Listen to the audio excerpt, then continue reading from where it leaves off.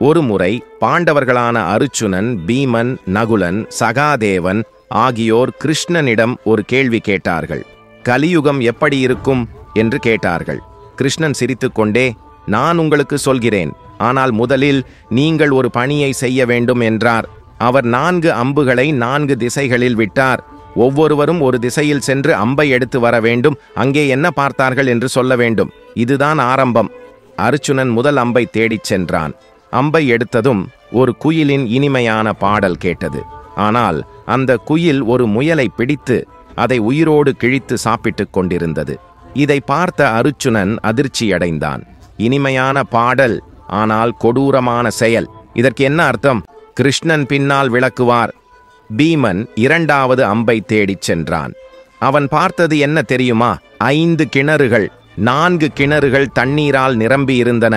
ஆனால் நடுவில் இருந்த கிணறு முற்றிலும் வறண்டு இருந்தது. இதற்கு என்ன அர்த்தம்? ஏன் நடுவில் இருந்த கிணறு காலியாக இருந்தது? இதையும் கிருஷ்ணன் பின்னால் விளக்குவார். நகுலன் 3வது அம்பை தேடிச் சென்றான். அவன் பார்த்த காட்சி என்ன தெரியுமா? ஒரு பசு தன் கன்றை நக்கிக் கொண்டிருந்தது. கன்று சுத்தமாக இருந்தும் பசு தொடர்ந்து நக்கியது.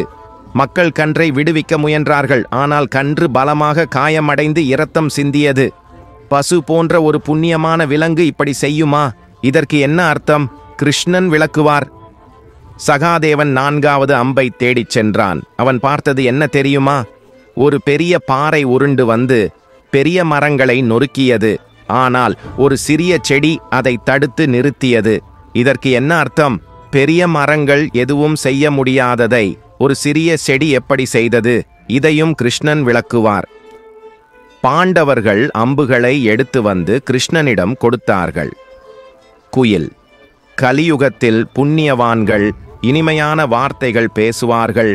ஆனால் தங்கள் பின்பற்றுபவர்களை சுரண்டுவார்கள். 2வது கிணறுகள். பணக்காரர்கள் செல்வத்தால் நிரம்பியிருப்பார்கள்.